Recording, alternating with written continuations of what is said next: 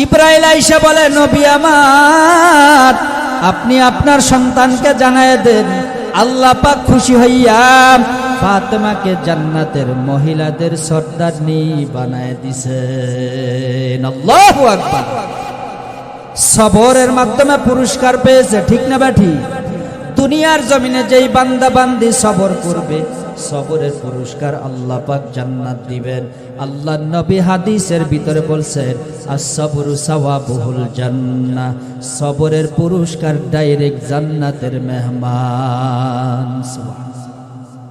এই কারণে আল্লাহ এক নাম্বার নসিহত করছেন, বান্দা সবরকারী বান্দা হও।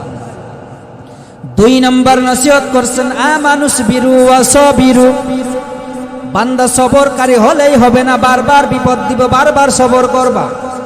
বিপদ একবার আসবে না বারবার, জোরে বলেন, বিপদ একবার আসবে না বারবার। আল্লাহ বলে, আরে গোলাম, বারবার বিপদ দিব, বারবার সবর করবা। আজকে বিপদ আসছে, তুমি সবর করলা, আমি আবার এক সপ্তাহ পরে বিপদ দিব, আবার সবর করবা। এক মাস পরে আমি আল্লাহ আবার বিপদ দিব, আবার সবর করবা। বারবার বিপদ আসবে, বারবার সবর করবা। যদি বান্দা বারবার সবর করতে পারো, তাহলে তুমি সফল মুমিন হতে পারবা। তিন নাম্বার রবিতুন, রবিতুনের ব্যাখ্যা দুইটা। ও যুবক, দিলের কান লাগায় শুনবা, মুরব্বী বাবা দিলের কান লাগায় শুনবা। দুইটা ব্যাখ্যার ভিতরে এক নাম্বার ব্যাখ্যা আল্লাহ পাক গোটা মুমিনদেরকে জানায় দেন। এক নাম্বার ব্যাখ্যা, বান্দা এক নামাজের পরে আরেক নামাজের অপেক্ষা করবা। সুবহানাল্লাহ। কিন্তু দুঃখের সাথে বলতে হয়, আমরা ফজরের সময় নাকটাই না ঘুমাই, ঠিক কিনা? ফজরের খবর নাই, জোহরের খবর নাই, বিকালবেলা খেলাধুলায় চলে যায়, সন্ধ্যাবেলা আড্ডায় চলে যায়, এশার নামাজ নিজেদের ঘরের ভিতরে চলে যায়, কিন্তু নামাজ পড়ি না। ও যুবক, দুনিয়াতে বহু যুবক আছে সারা রাত্র ইউটিউবের ভিতরে সময় দেয়, নাটক সিনেমায় সময় কাটায়, রাত্র 3টা 4টা পর্যন্ত ইউটিউবের ভিতরে সময় দেয়, ফেসবুকের ভিতরে সময় দেয়। যেই মাত্র তাহাজ্জুদ ফজরের টাইম হয়, ওই যুবকটা নাকটাই না ঘুমায় আছে না না। যুবক, এজন্য তোমাদের পায়ে ধরে বলি, শর্টপন পরে ঘুরবা না, হাঁটুটা বের করে ঘুরবা না, মুরব্বীদের সাথে বেয়াদবি করবা না, মা বাবার সাথে বেয়াদবি করবা না, লজ্জা ধরে রাখবা, লজ্জা ধরে রাখবা, বেহায়ার মতো চলবা না। তোমাদের পায়ে ধরে বলি, লজ্জা যদি ধরে রাখতে পারো, ঈমানটাও ধরে রাখতে পারবা। এই ঈমান সাথে যদি থাকে, আল্লাহ নবী বলেন, ওই ঈমানওয়ালাকে আল্লাহ 10 দুনিয়ার সমান জান্নাতের মালিক বানায় দিবে। লজ্জা ধরে রাখবো তো ইনশাআল্লাহ। কিছু তার সিরা নাস্তিকবাদী যারা, তারা মাঝে মাঝে স্লোগান দেয়, দেহ আমার, আমার মনে যা চায় তা কাপড় পরবো, কার কি আসে যায়, এমন কিছু বাটপার বাংলাদেশে আছে না নাই? পোশাকের স্বাধীনতা দিয়া রাস্তায় রাস্তায় মিছিল করে আছে না নাই? শর্ট প্যান্ট পরে ঘুরে, গেঞ্জি পরে মহিলারা ঘুরে আছে না নাই? ও যুবক, ফরজ ইবাদত হলো বুরকা পরা, পর্দার ভিতরে থাকা। যেই মুসলমানের সন্তান পোশাকের স্বাধীনতা দিয়া অর্ধ উলঙ্গ পোশাক পরে বলে, আমার শরীর, আমার শরীরে আমার মনে চায় যা তাই পরব, মানে হলো আল্লাহ নবীর হাদিসের দিকে মিলায় দেখেন, লজ্জার বিদায় দিছে, বুরকার বিরুদ্ধে কথা বলছে, তার লজ্জার পাশাপাশি ঈমানটাও নষ্ট হয়ে গেছে, ঠিক কিনা? অতএব সাবধান যুবক, তোমাদেরকে বড় মোহাব্বত করি। তোমরা যদি সজাগ থাকো, বাংলাদেশ সজাগ। তোমরা যদি পথচ্যুত হয়ে যাও, তোমরা যদি এই দল থেকে সরে যাও, তাহলে বাংলাদেশ শেষ, ঠিক কিনা? তোমরা দাঁড়ায় থাকলে ইসলাম দাঁড়ায় থাকবে। যুবকের মাধ্যমে আল্লাহ ইসলামকে প্রতিষ্ঠিত করেছেন, ঠিক কিনা? অতএব 1 নম্বর আমল হবে, দিলে অহংকার রাখা যাবে না। 2 নম্বর আমল হবে, আমরা লজ্জাকে ধরে রাখবো ইনশাআল্লাহ। আল্লাহ আমাদেরকে কবুল করুন, বলি আমিন। আল্লাহ রাব্বুল আলামিন আমাদেরকে আমার তেলাওয়াতকৃত আয়াতের ভিতরে 4টা নসিহত করছেন। কয়টা? জোরে কোন কয়টা? 4টা মেসেজ দিছেন। সূরা আলে ইমরানের 200 নম্বর আয়াতে কারিমা আপনাদের সামনে তেলাওয়াত করেছি। নবীজির অসংখ্য হাদিস থেকে ছোট্ট একটা হাদিস, আয়াত এবং হাদিসকে সামনে রেখে কয়েকটা কথা বলবো। যদি মানতে পারেন, আমার পর্দার অন্তরালের মা বোন যারা আছেন, যদি মানতে পারেন, আমি কসম করে বলে যেতে চাই, দুনিয়াতেও শান্তি পাবেন, আখিরাতেও জান্নাতের মালিক হয়ে যাবেন। সুবহানাল্লাহ। সূরা আলে ইমরান 200 নম্বর আয়াতে কারিমা, এই আয়াতের ভেতরে মুমিনদেরকে আল্লাহ 4টা মেসেজ দিবেন। কয়টা? ও যুবক, তোমাদেরকে লক্ষ্য করে বলি, কোরআনের এই আয়াতের দিকে তাকায় দেখো, আল্লাহ পাক মুমিনকে কত মোহাব্বত করেছেন, কত ভালোবাসছেন। ও যুবক, কোরআনের ভিতরে তাকায় দেখো, যত জায়গায় আল্লাহ মুমিনদেরকে ডাক দিছেন, বড় আদর করে ডাক দিছেন, বড় মায়া মোহাব্বত করে ডাক দিছেন। কোরআনের দিকে তাকায় দেখো, আল্লাহ যত জায়গায় ডাক দিছেন, ইয়া আইয়ুহাল্লাযীনা আমানু, ও ঈমানওয়ালার দল, ও মুমিন বান্দার দল, ও মুমিন বান্দির দল, আমার মিতার দল, দুস্তের দল, আহবাবের দল, আমার বন্ধু বান্ধবের দল। সুবহানাল্লাহ। প্রশ্ন করতে পারেন, হুজুর, আল্লাহ আমাদেরকে বন্ধু কয়? মুফাসসিরিনে কেরাম বলেন, আল্লাহ পাক যত জায়গায় মুমিনদেরকে ডাক দিছেন, বন্ধু বলে ডাক দিছেন। ও যুবক, দুনিয়ার জমিনে তাকায় দেখো, নামের সাথে নামের যখন মিল হয়, একজন আরেকজনকে মিতা বলে ডাকে, ঠিক না বেঠিক? ও যুবক, তোমরা ভালো করে বলো, ঠিক না বেঠিক? নামের সাথে নামের মিল হলে মিতা কয় কি কয় না? মুফাসসিরিনে কেরাম এই আয়াতের ব্যাখ্যা করেছে, আল্লাহ পাকের 99 নাম, এর ভিতরে একটা নাম হলো মুমিন। বান্দা, তুমি ঈমান আনছো, তোমার নামও মুমিন। নামের সাথে নামের যেহেতু মিল পাওয়া যায়, আল্লাহ পাক এই কারণে তোমাকে মিতা বলে ডাকেন। সুবহানাল্লাহ। বন্ধু বন্ধুরে ভালো পরামর্শ দেয় না খারাপ? যুবকেরা বলো, ভালো না খারাপ? যুবকরা কইতে চায় না, কারণ ডিজিটাল যুগের বন্ধু এখন আর বন্ধু না। এক বন্ধু আরেক বন্ধুরে খালি সিগারেট খাওয়া শিখায়, ঠিক কিনা? জোরে কন না? ইয়াবা ফেন্সিডিল খাওয়া শিখায়। ডিজিটাল যুগের বন্ধু আর এখন বন্ধু নাই। আল্লাহর থেকে ভালো বন্ধু এই জমিনে আর কেউ নাই, ঠিক না? বা ঠিক? ও যুবক, আল্লাহর থেকে ভালো বন্ধু দুনিয়াতে আর কেউ নাই। আল্লাহ মুমিনের বন্ধু হয়ে 4টা নসিহত করেছেন। এই 4 নসিহত অনুযায়ী যেই মুমিন চলবে, যেই বান্দা বান্দি চলবে, আল্লাহ বলেন, লাআল্লাকুম তুফলিহুন।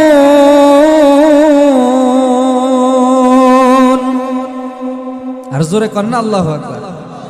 এই কালামে জিন্দা কুরআনে হাকিম, হিকমতে উলা ইয়াজালাস্তু কদিব, জামিউল ইলম ফিল কুরআনে হাকিম, তাকাসারাত আনহু আফহামুর রিজালি, বখা কুরআন কালামুল্লাহ, বসন কদিমাস্তি নয়ন। আল্লাহ ডাক দিয়া বলেন, বান্দা, এই 4 নসিহত অনুযায়ী যদি চলতে পারো, আমি আল্লাহ ঘোষণা দিলাম, তুমি সফল জান্নাতের মুমিন হয়ে যাইবা। 1 নম্বর আল্লাহ বলে, ইয়া আইয়ুহাল্লাযীনা আমানুসবিরু ওয়াসাবিরু ওয়ারাবিতু ওয়াত্তাকুল্লাহ। আল্লাহ বলে, এরে মুমিন, 1 নম্বর নসিহত, সবরকারী বান্দা হও, ধৈর্যশীল বান্দা হও, সবরকারী বান্দি হও, ধৈর্যশীলওয়ালা বান্দি হও। দুনিয়ার প্রত্যেক মুমিন বান্দা বান্দিকে আল্লাহ 1 নম্বর নসিহত করেছেন, সবরকারী বান্দা হও, সবরকারী বান্দি হও, ধৈর্যশীলওয়ালা বান্দা হও, ধৈর্যশীলওয়ালা বান্দি হও। কেন আল্লাহ ধৈর্যের বয়ান করতেছেন 1 নম্বরে? ও যুবক, দুনিয়ার জমিনে তাকায় দেখো, বান্দা সব কিছু সহ্য করতে পারলেও বিপদে পড়ছে। তখন বান্দা আর সহ্য করতে পারে না, আল্লাহরে গালি দেয় এমন মুমিন জমিনে আছে না নাই? মহিলার তো আরো আগাইল, বিপদে বললই কয় মরার খোদায় খালি আমারই বিপদ দেয়, আর কেউ সহ দেহে না, এমন কয় কি কয় না? বিপদ বালা মুসিবতে পড়ার পর আল্লাহরে গালি দেয় আছে না নাই? বিপদ বালা মুসিবত কার পক্ষ থেকে হয়? আরো জোরে কর। এটা মুমিনের ঈমান। বিপদ আসছে, বালা মুসিবত আসছে কার পক্ষ থেকে? সূরা বাকারার দিকে তাকায় দেখো, আল্লাহ ওয়াদা করেছেন ওয়ালা নাবলুওয়ান্নাকুম বিশাইইম মিনাল খাউফ ওয়াল জু' ওয়া নাকসিম মিনাল আমওয়াল ওয়াল আনফুস ওয়াস সামারাত ওয়া বাশশিরিস সাবিরিন।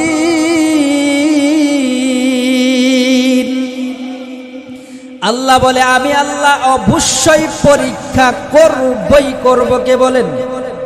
আর জোরে কোন কে বলেন? আল্লাহ বলেন এরে গোলাম আমি আল্লাহ তোকে পরীক্ষা করবই করব। আল্লাহ পাক কি দিয়া পরীক্ষা করবেন? এই আয়াতের ভিতরে আল্লাহ বলেন ওয়ালানাবলুওয়ান্নাকুম বিশাইইম মিনাল খাউফ, ভয় দিয়া আমি আল্লাহ পরীক্ষা করব। বান্দা মাঝে মাঝে তোমার সামনে ভয় আসবে, সিডরের ভয়, ভূমিকম্পের ভয়, নার্গিসের ভয়, আইলার ভয়, ভূমিকম্প আসবে, ঝড় তুফান আসবে। ঝড় তুফান যখন শুরু হয়ে যায়, ও বান্দা তাকায় দেখো, বান্দা বান্দির দিলে ভয় আসে কি আসে না?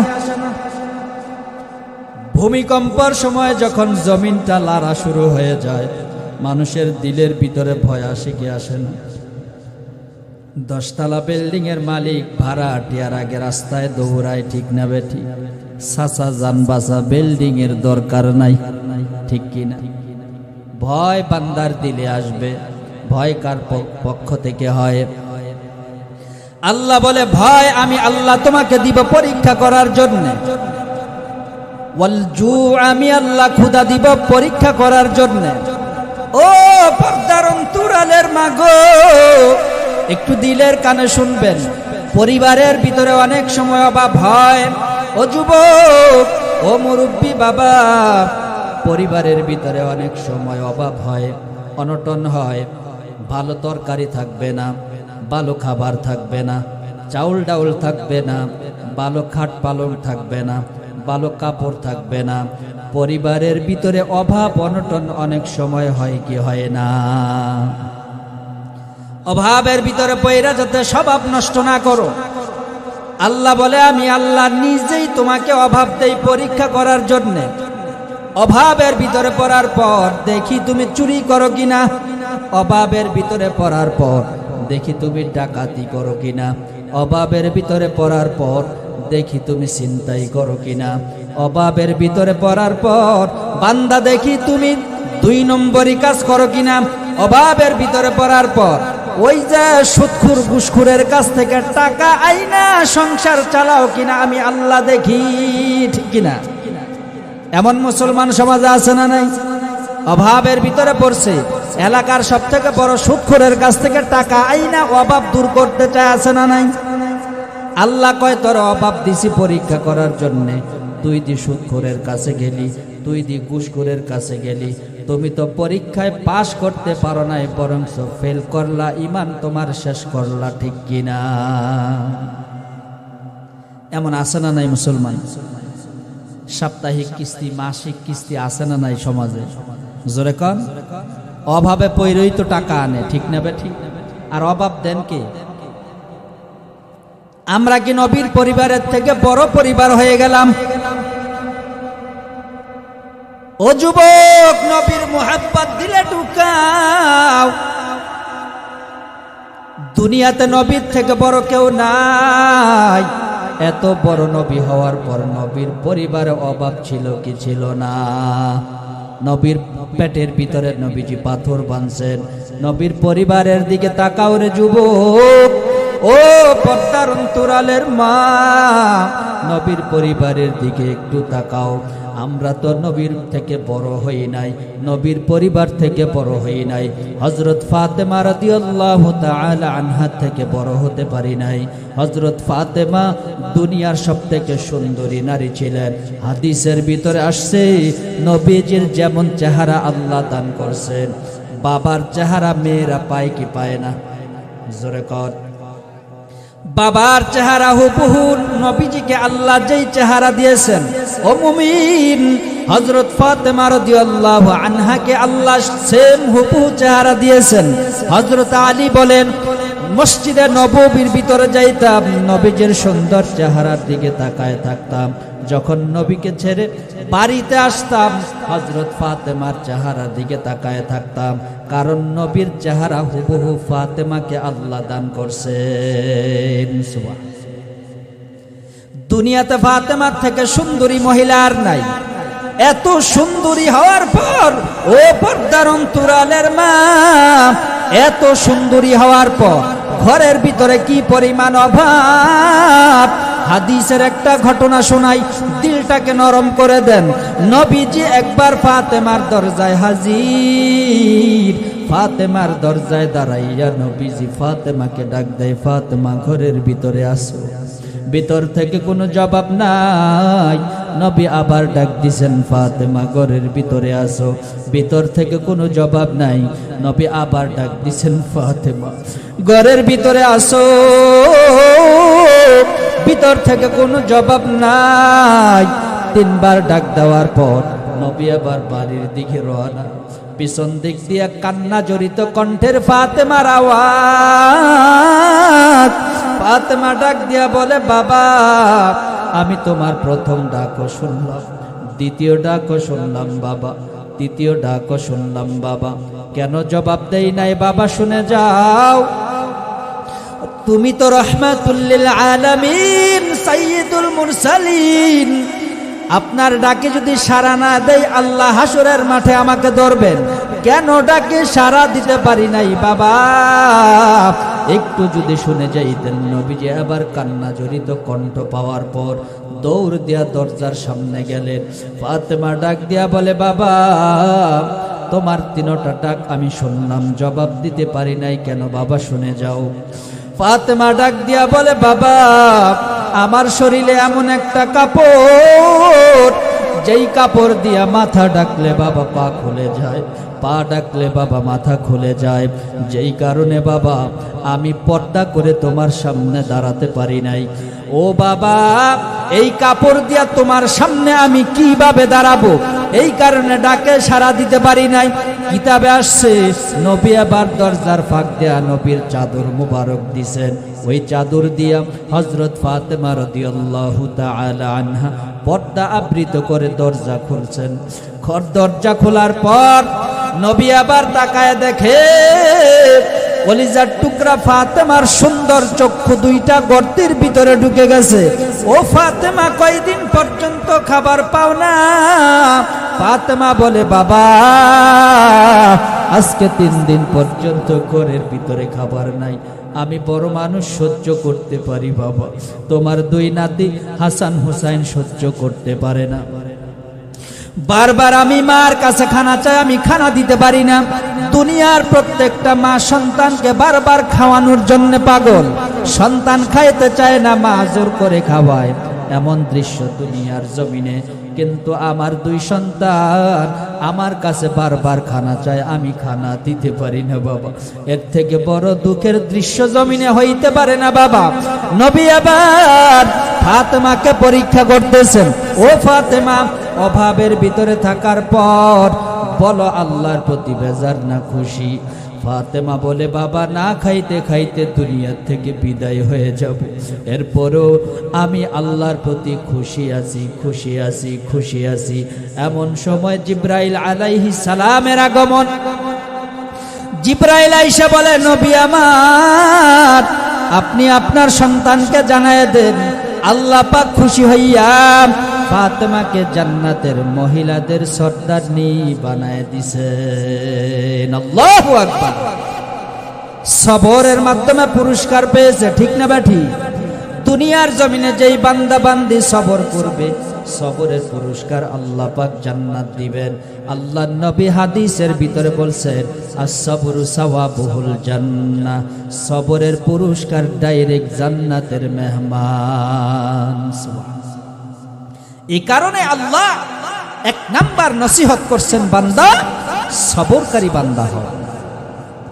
দুই নাম্বার নসিহত করছেন, আমানুস বিরু ওয়া সাবিরু, বান্দা সবরকারী হলেই হবে না, বারবার বিপদ দিব, বারবার সবর করবা।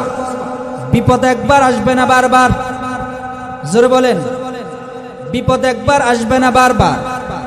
আল্লাহ বলে, আরে গোলাম, বারবার বিপদ দিব, বারবার সবর করবা। আজকে বিপদ আসছে, তুমি সবর করলা, আমি আবার এক সপ্তাহ পরে বিপদ দিব, আবার সবর করবা। এক মাস পরে আমি আল্লাহ আবার বিপদ দিব, আবার সবর করবা। বারবার বিপদ আসবে, বারবার সবর করবা। যদি বান্দা বারবার সবর করতে পারো, তাহলে তুমি সফল মুমিন হতে পারবা। তিন নাম্বার রবিতুন, রবিতুনের ব্যাখ্যা দুইটা। ও যুবক, দিলের কান লাগায় শুনবা, মুরব্বী বাবা দিলের কান লাগায় শুনবা। দুইটা ব্যাখ্যার ভিতরে এক নাম্বার ব্যাখ্যা আল্লাহ পাক গোটা মুমিনদেরকে জানায় দেন। এক নাম্বার ব্যাখ্যা, বান্দা এক নামাজের পরে আরেক নামাজের অপেক্ষা করবা। সুবহানাল্লাহ। কিন্তু দুঃখের সাথে বলতে হয়, আমরা ফজরের সময় নাকটাই না ঘুমাই, ঠিক কিনা? ফজরের খবর নাই, জোহরের খবর নাই, বিকেলবেলা খেলাধুলায় চলে যায়, সন্ধ্যাবেলা আড্ডায় চলে যায়, এশার নামাজ নিজেদের ঘরের ভিতরে চলে যায়, কিন্তু নামাজ পড়ি না। ও যুবক, দুনিয়াতে বহু যুবক আছে সারা রাত্র ইউটিউবের ভিতরে সময় দেয়, নাটক সিনেমায় সময় কাটায়, রাত্র 3টা 4টা পর্যন্ত ইউটিউবের ভিতরে সময় দেয়, ফেসবুকের ভিতরে সময় দেয়। যেই মাত্র তাহাজ্জুদ ফজরের টাইম হয়, ওই যুবকটা নাকটাই না ঘুমায়, আছে না নাই? এমন যুবক সমাজে নাই? এমন মুরব্বী সমাজে নাই? সারা রাত্র সজাগ থাকে, মিস্টার সোর বিপদে আছে, ওই যুবক গল্লাই এখন চুরিও করতারি না, ঠিক না বেঠি? সারা রাত্র ইউটিউবের ভিতরে সময় দিছ, খেলার ভিতরে সময় দিছ, ফজরের সময় নাকটাই না ঘুমাইছ। ও যুবক, ঘুমের ভিতরে যদি মারা যাও, জোহরের সময় পরিবারের মানুষ কবর দাফন দিয়া দিবে। ও যুবক, কবরের ভিতরে তুমি কিভাবে জবাব দিবা? কবরের আযাব তুমি কিভাবে সহ্য করবা? কবরের আযাব সহ্য করার ক্ষমতা দুনিয়ার জমিনে কারো নাই। কবরের আযাব বড় ভয়ঙ্কর, কবরের আযাব বড় ভয়ঙ্কর। কবরের আযাব কেউ সহ্য করতে পারবে না রে যুবক। অতএব কবরের আযাব থেকে যদি বাঁচতে চাও, নামাজের দরকার আছে না নাই? ফজরের সময় ঘুমের ভিতরে মারা গেলে তো জোহরে জানাজা দিয়া দিবে, ঠিক কিনা? কিভাবে তুমি ফজরের সময় ঘুমায় থাকো? এই জন্য কবি বলে, কেমন করে ঘুমাও তুমি, কেমন করে ঘুমাও তুমি, ফজর করে কাজা। এমন তো হতে পারে জোহরে জানাজা তোমার, এমন তো হতে পারে জোহরে জানাজা, ঠিক কিনা? কেমন করে ঘুমাও তুমি, কেমন করে ঘুমাও তুমি, ফজর করে কাজা। এমন তো হতে পারে জোহরে জানাজা তোমার, এমন তো হতে পারে জোহরে জানাজা। মুসলিম হয় না জন্ম নিলে মুসলমানের ঘরে, কাফের মুমিন তফাৎটা হয় নামাজের উপরে, ঠিক না? মুসলিম হয় না জন্ম নিলে মুসলমানের ঘরে, কাফের মুমিন তফাৎটা হয় নামাজের উপরে। এ জীবনে নামাজ জানো, এ জীবনে নামাজ জানো, হয় না কবু কাজা। এমন তো হতে পারে জোহরে জানাজা তোমার, এমন তো হতে পারে জোহরে জানাজা। ঠিক কিনা? নামাজ কাজা করা যাবে? যেই ব্যক্তি নামাজের মোহাব্বত দিলে থাকবে, আল্লাহ কয় আমি আল্লাহ নিজ কুদরতি হাতে তার জন্য জান্নাত বানায় রাখছি, জান্নাতের চাবি তাকে দিয়ে দিব, সে নিজে খুলে জান্নাতে যাবে। আল্লাহ বলেন, এক নাম্বার ব্যাখ্যা, নামাজের জন্য প্রস্তুতি নাও। ফজরের নামাজ পড়েছো, জোহরের জন্য অপেক্ষা করবা। জোহরের নামাজ পড়েছো, আসরের জন্য অপেক্ষা করবা। আসর পড়েছো, মাগরিবের জন্য অপেক্ষা করবা। মাগরিব পড়েছে রে মুমিন, ইশারের জন্য অপেক্ষা করবা। আবার ইশারের পরে ফজরের অপেক্ষা করবা। এভাবে যদি 5 ওয়াক্ত নামাজ পড়তে পারো, আল্লাহ বলে তুমি সফল মুমিন হয়ে যাইবা। মকন চুস্তি নামাজে পাঞ্জগানা, ফাওয়াইলুল লিল মুসাল্লিনাল্লাযীনা মুমিনারা, ই নামাজ ইমদাদ দা ইস্তাঈনু আয়াতে কুরআবখা, আয়াতে কদ আফলাহা রায়াদ কুন, গৌরে কুন্দর মানি আজদিল সাদিকুন। নামাজের দরকার আছে না নাই? ও যুবক, একটা কথা বলে যাই, মৃত্যু পর্যন্ত স্মরণ রাখবা, আল্লাহর নবীর কথা কখনো মিথ্যা হতে পারে না। আল্লাহর নবী বলে, উম্মত, নামাজের হিসাব হাসরের মাঠে সর্বপ্রথম আল্লাহ নেবেন। আউয়ালু মা ইউহাসাবু বিহিল আবদু ইয়াউমাল কিয়ামাতিস সালাহ, ফাইন সালুহাত সালুহা সাইরু আমালি, ওয়া ইন ফাসাদাত ফাসাদা সাইরু আমালি। পরিষ্কার কথা, আল্লাহর নবী বলেন হাসরের মাঠে সর্বপ্রথম নামাজের হিসাব হবে। নামাজের হিসাব কমপ্লিট দিবা, আল্লাহর নবী বলেন সে জান্নাতের মেহমান হয়ে যাবে। নামাজের হিসাবে গরমিল, নবী কয় তার জীবনের সব আমল বরবাদ। নামাজ আছে, সব আমল আল্লাহ কবুল করে নিবেন। নামাজ নাই, নবী কয় তোমার কোনো আমল আল্লাহর দরবারে কবুল হবে না। এই হাদিসটা যদি মনে রাখতে পারো, জীবনেও নামাজ ছাড়বা না। মাহফিল করতেছি, মসজিদে দান করতেছি, গরিব অসহায়কে দান করতেছি, বাইতুল্লাহ বারবার সফর করি, হাজী সাহেবের নাম লাগাইলাম, জীবনে যত আমল করলাম, যদি আল্লাহর দরবারে কবুল করাইতে চাই, বলেন নামাজের দরকার আছে না নাই? নামাজ আছে, সব আল্লাহ কবুল করবেন। নামাজ নাই, আল্লাহ কয় তোর কোনো আমল আমার দরবারে কবুল নাই। ঠিক কিনা? 3 নাম্বার, আল্লাহ বলেন বান্দা নামাজের অপেক্ষা করো। 2 নাম্বার ব্যাখ্যায়, ও যুবক, যুদ্ধের জন্য প্রস্তুতি নাও। ইসলাম রক্ষায়, দিন রক্ষায় যুদ্ধের জন্য প্রস্তুতি নাও।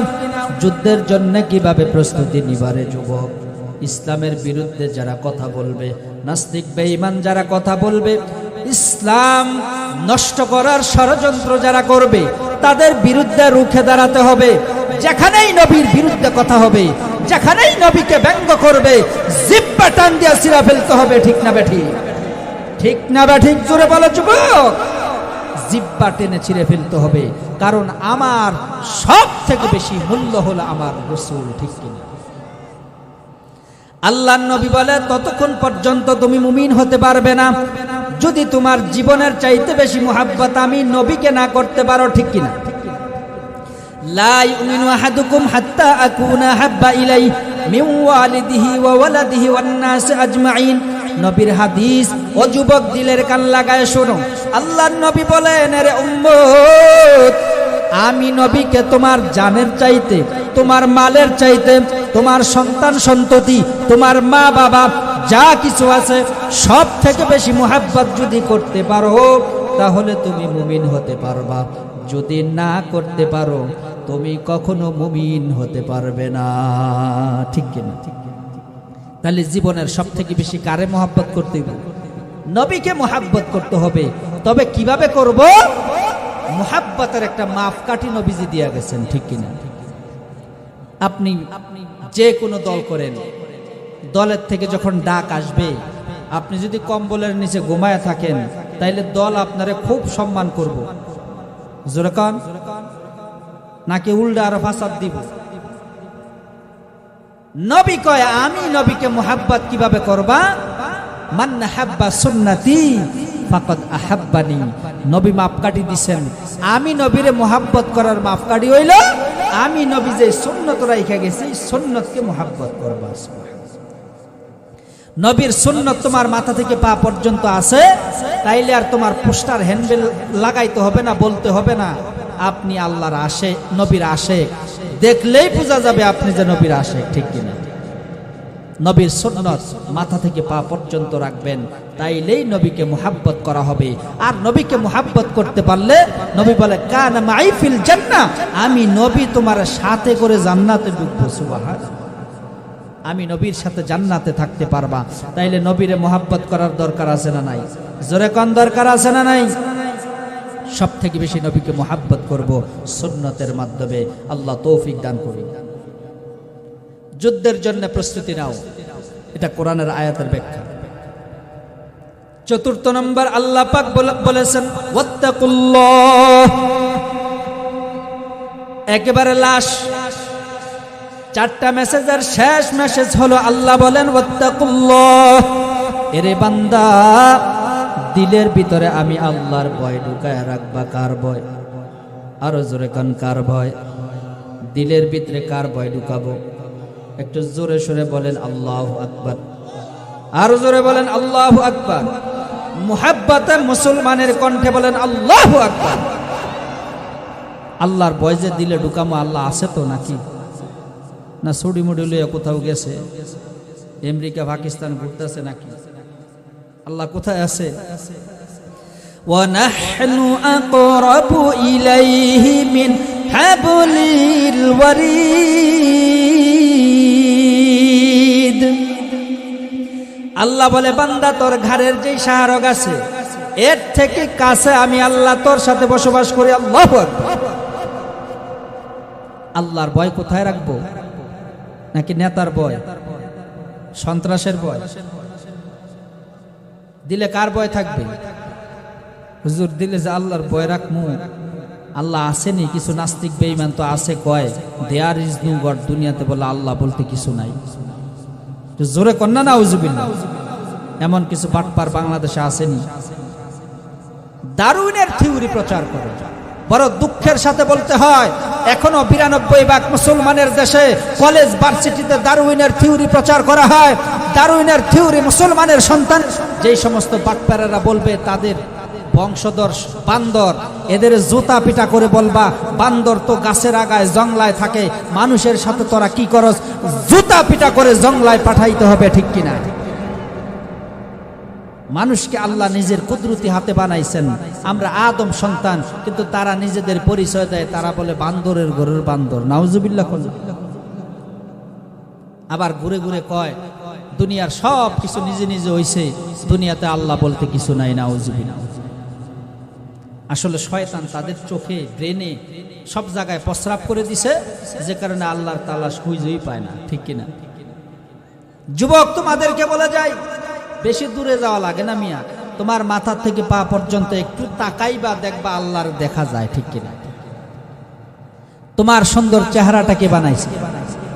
তুমি পুরা নবীনগর কেন, ব্রাহ্মণবাড়িয়া কেন, পুরাটা বাংলাদেশ কেন, পুরাটা পৃথিবী ঘুরে দেখবা, তোমার চেহারার মতো আরেকটা চেহারা পাইবা। জোরে কান। ছোট্ট একটা টিপসই, কারোর মিল আসেনি? লক্ষ কোটি সিম কার্ড উঠানো হয়, কারো টিপের সাথে তো কারো টিপের মিল নাই। লক্ষ কোটি পাসপোর্ট বানানো হয়, কারো টিপের সাথে তো কারো টিপের মিল নাই।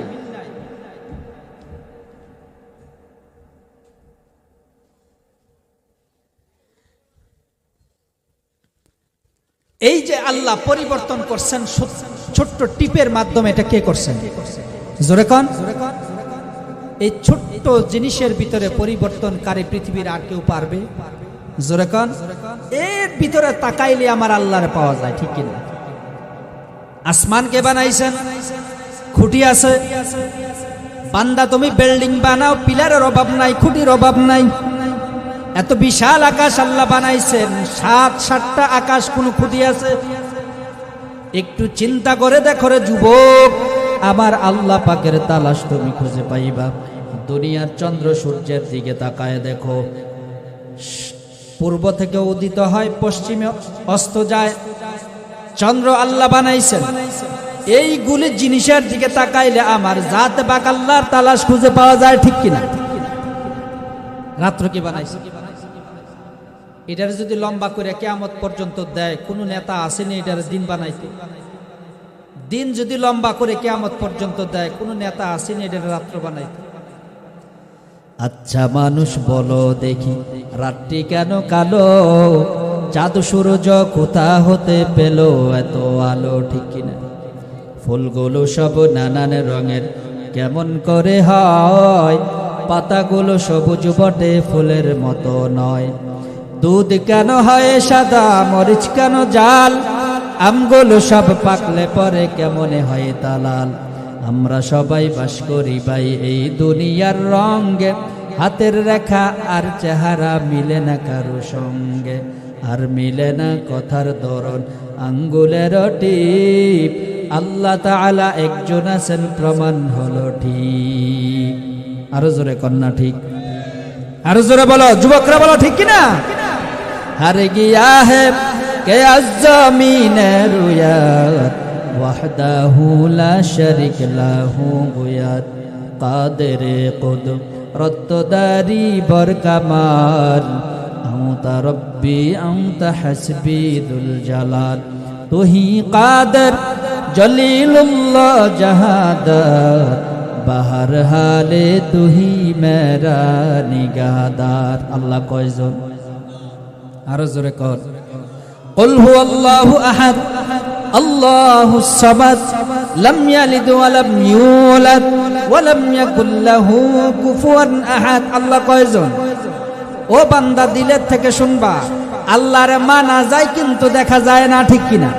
এই ছোট্ট চোখ দিয়ে আল্লাহরে দেখা যায় না।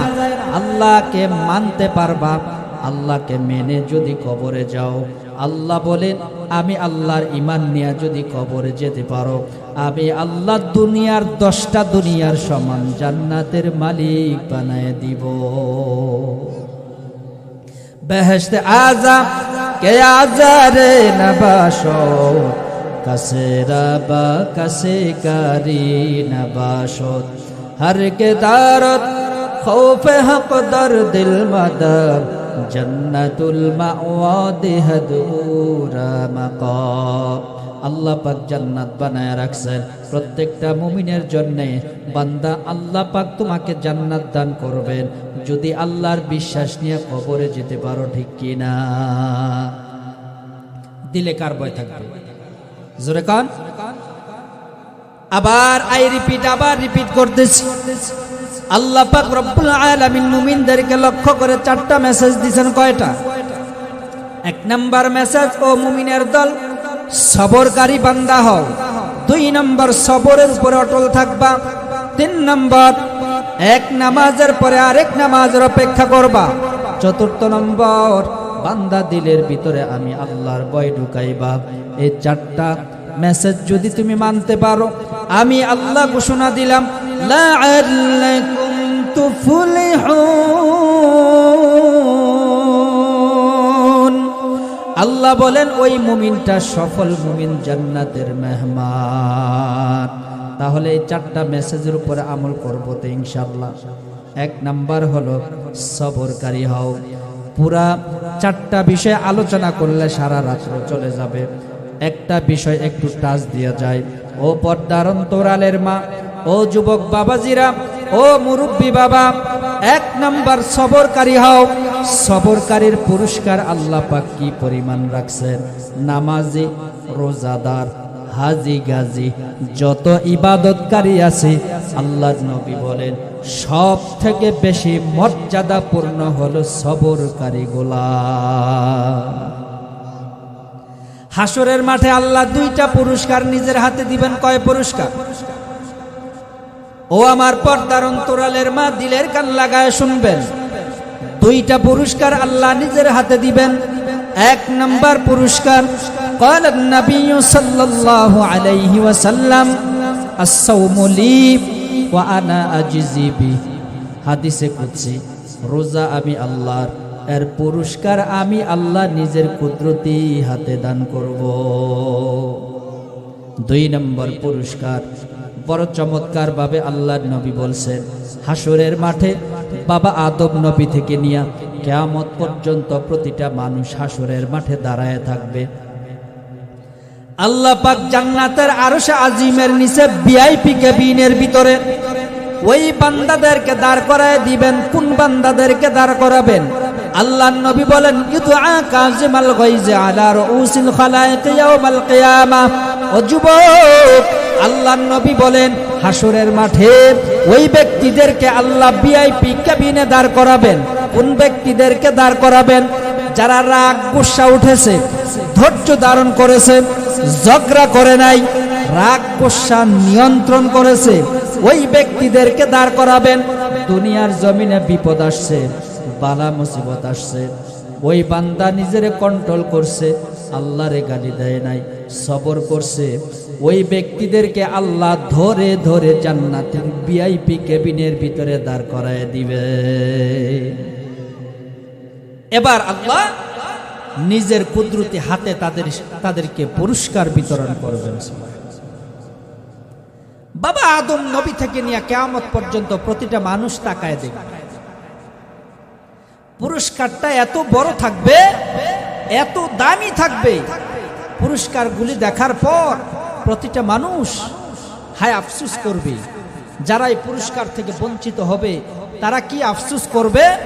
নবীজি এই আফসোসের কথা হাদিসে বলে গেছেন, লাউ আন্না জুলুদাহুম কানাত কুদরিদাত ফিদ দুনিয়া বিল মাকারিব। বড় চমৎকার কথা। আল্লাহর নবী বলেন, হাসরের মাঠে চিৎকার করতে থাকবে আর বলবে, হায় আফসোস, দুনিয়ার জমিনে আমার কাছে কত বিপদ আসছে, আমার সন্তানের উপরে বিপদ আসছে, আমার উপরেও বিপদ আসছে, আমি তো ধৈর্য ধারণ করি নাই, সবর করি নাই, ধৈর্য ধারণ করি নাই। বান্দাগুলি এভাবে আফসোস করবে। নবী কয়, ওই বান্দাগুলি বলবে, দুনিয়ার জমিনে যদি বিপদ নাও আসতো, আমার হাতে যদি একটা ছুরি থাকতো, ওই ছুরি দিয়ে আমি আমার নিজের শরীর কুচি কুচি করে কাটতাম, আর রক্ত পড়তো, ব্যথা পাইতাম, আমি সবর করতাম, তাহলে আজকে আল্লাহর হাত থেকে এই দামি পুরস্কার পেয়ে যাইতাম। কেমন আফসোস করবে?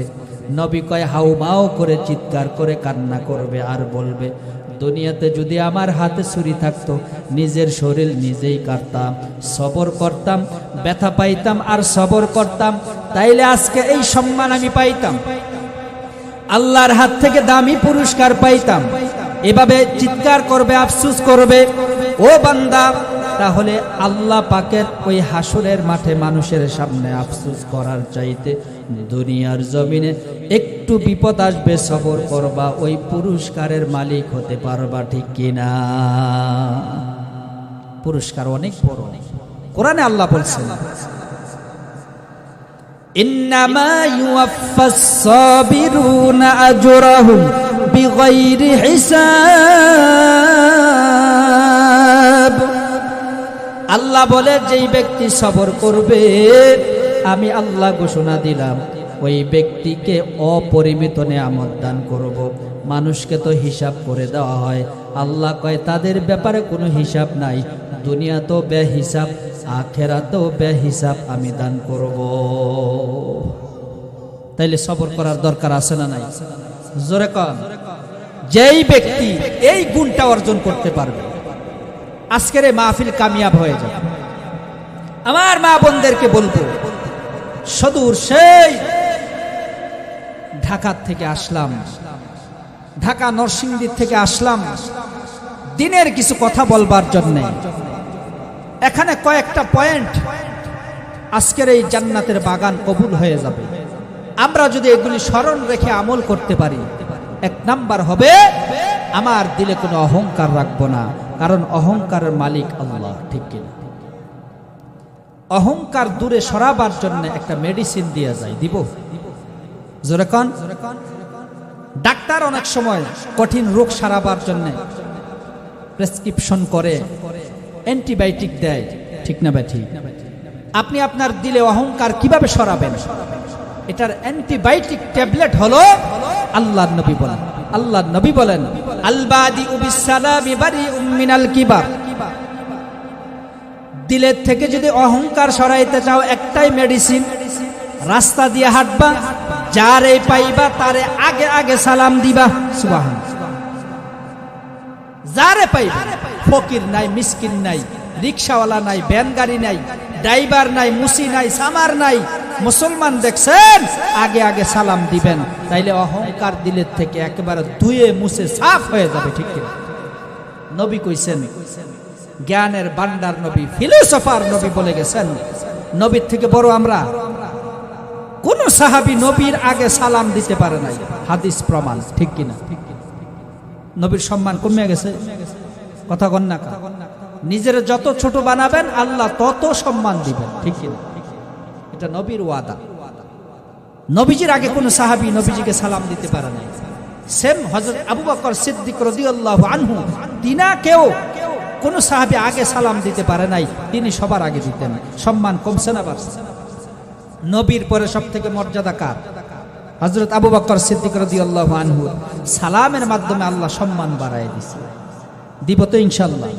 তাহলে দিল থেকে অহংকার একেবারে সাফ হয়ে যাবে। একজন গরিব দেখছেন, আপনি তারা সালাম দিবেন, মনে মনে করবেন তারে আমি সালাম দিতাম, তাহলে ভিতরে কি আছে?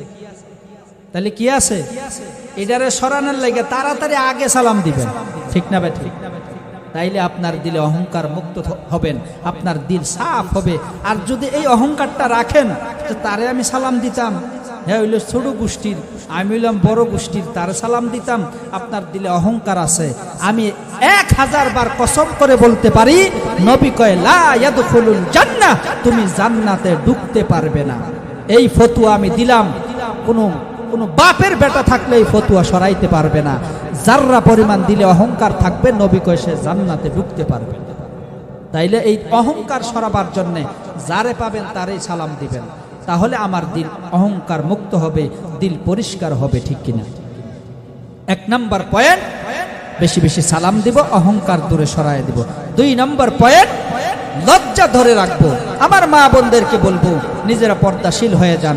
যুবক ভাইদেরকে বলবো মুরব্বীদেরকে সম্মান করেন, মা বাবাকে ইজ্জত করেন, আর আটোসাটো পোশাক পরবেন না। একটু লজ্জা স্থান অর্থাৎ হাঁটুর নিচে কাপড় পরবেন, লজ্জা বিদায় দিবেন না, তাইলে এক সময় দেখা যাবে আপনার ঈমানটাও নষ্ট হয়ে যাবে। ঠিক কিনা? 3 নম্বর পয়েন্ট, সবরকারী বান্দা বান্দি হব ইনশাআল্লাহ। যদি এই পয়েন্টগুলি মনে রাখতে পারি, এই জমিনে আপনার থেকে দামি গোলাম আর কেউ হতে পারবে না ইনশাআল্লাহ। আই রিপিট, 1 নম্বর অহংকার মুক্ত থাকবো, 2 নম্বর লজ্জাকে ধরে রাখবো, 3 নম্বর সবরকারী বান্দা হব ইনশাআল্লাহ। এই 3টাও যদি ধরে রাখতে পারি, নবী কয় ফাকাদ ফাজা ফাওজান আযীমা, আল্লাহ বলেন ফাকাদ ফাজা ফাওজান আযীমা, ওই মুমিন জান্নাতের মেহমান। সুবহানাল্লাহ। আল্লাহ রাব্বুল আলামিন আমাদের সকলকে আল্লাহ পাকের দেওয়া 4টা মেসেজ, সবরকারী হও, ধৈর্যশীলওয়ালা বান্দা বান্দি হও, সবরের উপর সবসময় অটল থাকবা, নামাজটা ধরে রাখবা, ইসলাম রক্ষায় কঠিনভাবে, নবীজির ইজ্জত রক্ষায়, আল্লাহ পাকের ইজ্জত রক্ষায়, ইসলামের ইজ্জত রক্ষায় প্রাচীরের মতো দাঁড়ায় থাকবা। যেখানে ইসলামের বিরুদ্ধে কথা হবে, নিজের জানকে বাজি রেখে হলেও ইসলামের সম্মান উদ্দিন করব। ঠিক কিনা? 4 নম্বর, দিলে সবসময় ভয় রাখবো কার? আরো জোরে কোন কার? এই পয়েন্টগুলি যদি মনে রাখতে পারি, আল্লাহ বলে লাআল্লাকুম তুফলিহুন, ওই মুমিন সফল জান্নাতের মেহমান, আমি আল্লাহ তার জন্য 10 দুনিয়ার সমান জান্নাতের মালিক বানায় দিব। আল্লাহ রাব্বুল আলামিন আমাদের সকলকে আল্লাহ পাকের এই কয়েকটা মেসেজের উপরে আমল করে দুনিয়া থেকে কামিয়াবি জান্নাতের মেহমান হয়ে যাওয়ার তৌফিক দান করুন বলে আমিন। ওয়া আখিরু দাওয়ানা আলহামদুলিল্লাহি রাব্বিল আলামিন।